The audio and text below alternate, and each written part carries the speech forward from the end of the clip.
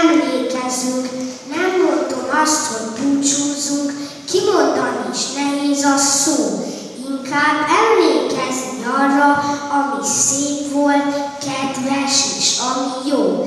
Örömmel láttunk mindig téged, szolgálni lenn a szószéken, hallgatni bölcs tanításodat, mivel megáldott az Isten. Csendes csodákon átvezetett, hűséges tanítómestered, mikor hitünk bizonyságára a megtérőket alámerítetted.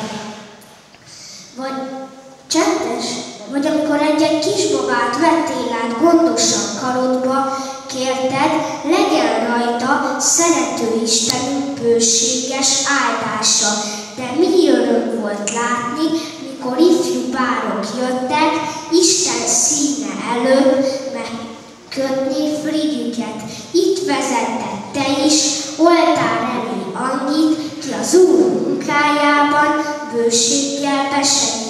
Tudd meg, Zoli testvér, itt maradtál az én szívemben is. Mindig volt egy kedves szavad, mikor feltettem sok kérdéseit. Szeretnék, ha úgy mennél tovább, hogy békésre emlékezni jó.